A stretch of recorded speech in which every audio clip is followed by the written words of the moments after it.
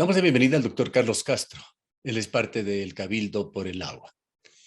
Una nueva preocupación cunde en la ciudad de Cuenca tras conocer la conclusión de un proyecto entre Etapa y la Universidad de Cuenca que pretendía determinar el comportamiento del agua subterránea en zonas destinadas a dos proyectos mineros, Río Blanco y Quimsacocha. Quisiéramos conocer su punto de vista sobre esta situación, doctor Castro. Gracias por la entrevista, Gustavo. Este es un tema de larga data y recurrente de la imposibilidad de llevar a cabo los estudios de investigación de aguas subterráneas. Se salvó un obstáculo grande que era el financiamiento y al final se dio el financiamiento y se firmaron los respectivos convenios. Y en alguna otra ocasión ya apareció el argumento de que no era posible llevar a cabo las investigaciones por problemas con las comunidades, especialmente en el caso de Río Blanco. La verdad es que no comprendo esa situación. ¿Acaso será una falta de diálogo con las comunidades del lugar? Un diálogo previo, claro, determinando cuáles son los objetivos, en concreto qué se pretende, entregándoles el convenio respectivo, mostrando que se trata de un estudio científico, porque algún recelo debe haber de las comunidades, si es que lo hay, Gustavo. Claro, habla de la conflictividad que este tema ha traído allá a la zona, pero también un déficit de socialización, tema del que tanto hablamos. También, Gustavo, se está haciendo un mito del problema de lo que acontece en Río Blanco. Créase, Gustavo, que a veces hay versiones interesadas de mostrar a la comunidad de Río Blanco y el sector como si fuera un sector intratable, como que hay permanentes conflictos, se han hablado de la existencia de movimientos que va más allá de la simple protesta social, de la resistencia, se insinúa la presencia de sectores que supuestamente estuvieran en una actitud subversiva, armada, violenta, pero de lo que yo conozco, Gustavo, sin desconocer que hay un problema un histórico de arrastre de conflictos sociales, familiares en la zona, no creo que llegue a darse allí esta conflictividad tan grande como que se la presenta, ¿no?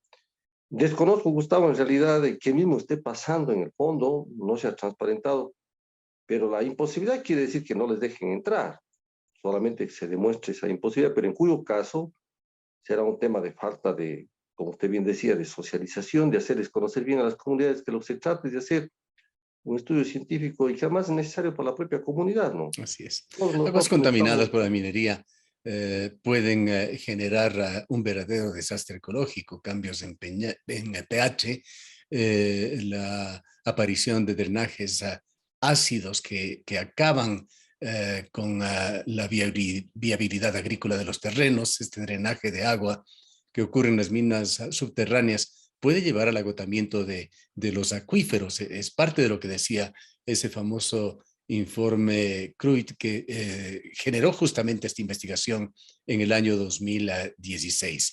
Ahora, doctor Castro, de acuerdo con la versión de los actores, tanto el ingeniero Cisneros de la universidad como el gerente de Etapa han señalado que hay por parte de ambas entidades la voluntad política para continuar adelante, ya sea resucitando, diríamos, reactivando este mismo proyecto o llegando a un nuevo convenio. ¿Cuál debería ser el camino para avanzar con esto? Pues es información fundamental a que se busca. Resulta, Gustavo, que a veces todo fracasa en las comunidades porque no existe la suficiente comunicación y es necesario hacer todo el esfuerzo para reunirse con las comunidades y hacerles notar la trascendencia de sus estudios. Como usted bien ha señalado, por ejemplo, en el caso de Quimsacocha, o Loma Larga, es tan importante realizar esos estudios subterráneos porque allí es una zona de conformación volcánica. Y los estudios primarios que se han realizado es que efectivamente se presume grandes filtraciones de agua subterránea que dan origen justamente a las fuentes mayores de agua, porque es un suelo de conformación volcánica. Ahora, tan importantes los estudios porque si eso sucede a nivel subterráneo, imagínese usted al establecer las relaveras en el ámbito superficial, que en gran parte tienen composición de arsénico, pues ya podemos imaginarnos cómo con la acción de las lluvias va a generarse drenajes ácidos que seguirán circulando por las cavernas subterráneas y van finalmente a parar en las fuentes de aguas que vienen a alimentar los ríos Tarqui y Yanucay. Esa es la preocupación fundamental. Además de esto, hay gravísimos riesgos de contaminación con metales pesados directamente. Así es. Pero yo no entiendo cuál es el problema de la resistencia en Quimsacocha que se hagan estos estudios. Yo no conozco, Gustavo. No creo que la comuna de Sombrederas, que es la comuna más próxima, haya impedido el ingreso. O es que la empresa impide el ingreso, que es lo que está Bueno, allí, sucediendo. allí hay una comunidad dividida, diríamos que aparentemente un sector apoya la minería, un sector entendemos que mayoritario está en contra de esto, pero no se ha dicho también quiénes son o cuál de los sectores se opone. Pero en el caso de Loma Larga, no existe esa conflictividad, Ujú. Gustavo. La comuna de Sombrederas, que es la más cercana al lugar, no ha mostrado ningún tema de actitudes violentas o de cosas por el estilo. Definitivamente allí sí no comprendo por qué concretamente en el caso de Loma Larga o Quimsacocha no pueden realizarse los estudios. En el caso de Río Blanco, sí conocemos que es una zona con una conflictividad, desgarramientos en la comunidad, problemas entre sectores, unos por la minería, otros en contra de la minería, problemas entre familiares, etcétera, discrepancias por el tema de la apertura de las vías, en fin, todo eso se ha dado. Pero en el fondo no nos dicen en concreto en qué reside esa imposibilidad de realizar, quiénes les impiden en concreto. A mí me parece que si hay algo de eso, se soluciona con el diálogo.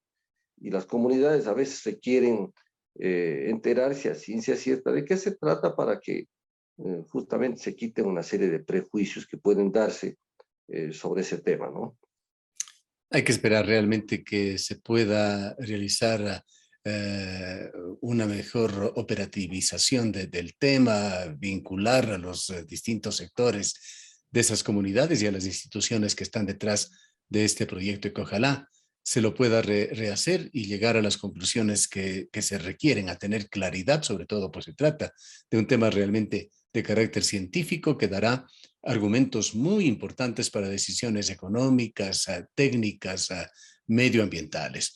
Vayamos al otro gran tema que tiene también que ver con estos proyectos, el decreto ejecutivo 151 que tendrá que ser reformado. La mesa correspondiente a medio ambiente tendrá que sentarse el próximo día martes para hablar justamente de reformas a este decreto. ¿Cómo ve esta otra situación? Bueno, respecto de eso, Gustavo, ya analizando con más frialdad, con más tiempo el tema, eh, el gobierno cuando expide ese decreto, como que quiere adelantarse a decir o definir qué temas deben tratarse en la mesa, ¿no? Y allí el gobierno obvia el tema de las zonas de recarga hídrica, por Claro, ejemplo. usted se refiere al 468, que daba alineamientos ya para la reforma del 151. Exactamente. Entonces se adelanta dictando ese decreto. Yo no comprendo muy bien qué pretende estrictamente el gobierno. Ahí nuevamente, como decía, obvia el tema de las zonas de recarga hídrica. Pero claro, sí se refiere al tema de las áreas de recarga y de algunas otras áreas, ¿no? Por ejemplo, el tema de los territorios ancestrales, zonas protegidas. Pero el caso de la sistema de áreas protegidas consta ahí en la Constitución, el artículo 407 establece dónde no se deben realizar las minerías. Pero hay los temas sensibles, Gustavo, es el asunto de las áreas de protección hídrica y las zonas de recarga hídrica.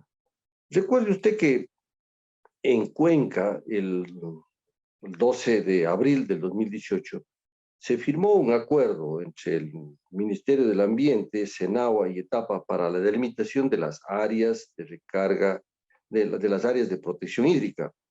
Esas áreas de protección hídrica, de conformidad con el artículo 78 de la Ley Orgánica de Recursos Hídricos, Uso y Aprovechamiento del Agua, son aquellas que se refieren a las fuentes declaradas de interés público para el consumo humano o para la soberanía alimentaria. Entonces, mediante ese acuerdo interinstitucional, las partes se comprometieron a delimitar esas áreas de protección hídrica, se estableció el correspondiente financiamiento respectivo y se incluyeron todas las fuentes concedidas a etapa justamente para sus proyectos de abastecimiento del agua. Esas mismas áreas sirvieron para delimitar provisionalmente las zonas de recarga hídrica que posteriormente, mediante de acuerdo ministerial del Ministerio de Agua, el Ambiente y Transición Ecológica, establecieron en forma definitiva ya las coordenadas y eso está Y esto vigente. se lo hizo en conjunción, como usted ha dicho, con el Ministerio del Ambiente. Claro, el Ministerio del Ambiente, en coordinación con el municipio, ya delimitó esas zonas de recarga hídrica que están publicadas, está publicado el acuerdo y eso está vigente. Ahora, es de interés que se ponga en claro el tema de las áreas de protección hídrica, porque estas áreas, Gustavo, están dentro, una vez delimitadas, forman parte del Sistema Nacional de Áreas Protegidas, que de conformidad con el artículo 407 de la Constitución, no es posible en esas áreas realizar explotaciones mineras. Y por eso la trascendencia de la delimitación de estas áreas. Y tenga presente usted y la ciudadanía que cuando se dictó la ley de orgánica de recursos hídricos por allá por el año 2014, si no me es infiel la memoria, allí se estableció la obligatoriedad y se dio 2 años en la disposición transitoria décima para que la Autoridad Única del Agua delimite las áreas de protección hídrica y las zonas de recarga hídrica. Y transcurrieron los años, se cumplió el plazo en el año 2016 y la Autoridad Única del Agua, el CENAGUA, hoy el MATE, no cumplió con su deber legal de delimitar las áreas de protección hídrica y las zonas de recarga hídrica. Ante esa omisión normativa fue que precisamente la Corte Constitucional señaló que el derecho a la consulta no puede fracasar o impedirse por el hecho de una omisión de la autoridad respectiva y adoptó la delimitación provisional realizada por etapa para que eso sirva de elemento referencial para la consulta y que luego de aprobarse la consulta, como efectivamente así sucedió, el Ministerio del Ambiente, conjuntamente con etapa y el gobierno autónomo descentralizado municipal, realicen la delimitación definitiva. Eso se ha dado y eso está vigente. En un tema que parecería ser cosa juzgada, se siguen alimentando dudas. Hay una visión y una interpretación del Ministerio de Energía y Minas. Hay una visión y una interpretación que además se recarga con ambigüedad en ese decreto 468, que nos lleva a preguntarnos qué es lo que realmente quiere el gobierno. Allí ese punto ya el tema está más claro, ¿no? El tema es la porfía del gobierno para insistir en su plan minero nacional que está establecido en el decreto 151 y en el cual efectivamente va a chocar ese empecinamiento del gobierno con los intereses de Cuenca. Allí han apelado al tema de que la resolución de la Corte y la consulta rige para lo venidero. Nosotros, Gustavo, tras el estudio ya profundo que hemos realizado, hemos dicho sí, pues la consulta rige para lo venidero y por lo tanto las explotaciones mineras que se den a partir de la consulta del 7 de febrero del 2021, esas caen dentro de la prohibición establecida por la voluntad soberana del pueblo de Cuenca. Así nomás es. Ahora, si quieren debatir más profundamente en el ámbito legislativo, hay otros argumentos, Gustavo. El viejo Código Civil, le invito a usted, Gustavo, como periodista de investigación que es, el viejo Código Civil del siglo XIX establece en el artículo 7, numeral 9, si mal no me equivoco, que efectivamente, ¿no es cierto?, en materia de propiedad y de derechos adquiridos, los derechos adquiridos se respetan. Pero cuando se expide una ley nueva posterior, las limitaciones y cargas tienen que acogerse y respetarse a lo que dice la ley nueva. En este caso, asumiendo la consulta popular, porque esta es de interpretación más o menos general, que siendo la expresión de la voluntad soberana del pueblo y la ley es una expresión de la voluntad soberana del pueblo que expresada conforme a la Constitución manda, prohíbe y permite, hemos de entender, Gustavo, que se respetan los derechos, las concesiones, pero en cuanto a los usos, las limitaciones, las cargas, tienen que someterse a esta nueva ley posterior. Así nomás son las cosas. Ahora, volviendo al punto central, doctor Castro, ¿es posible que en esta mesa de medio ambiente en la que se tratará la reforma a este decreto ejecutivo 151 se pueda poner claridad, firmeza en este tema? Allí la CONAIE tiene que discutir en concreto esas áreas de protección hídrica, las fuentes que están dentro de esas áreas y que son de interés público para la satisfacción del consumo humano de los poblados, ciudades, etcétera, y que sirvan para la soberanía alimentaria. Y eso tendrá que, de buena fe, aceptar igualmente el gobierno. Caso contrario, se dejaría simplemente ahí en brasas las cosas y se vendría una nueva conflictividad.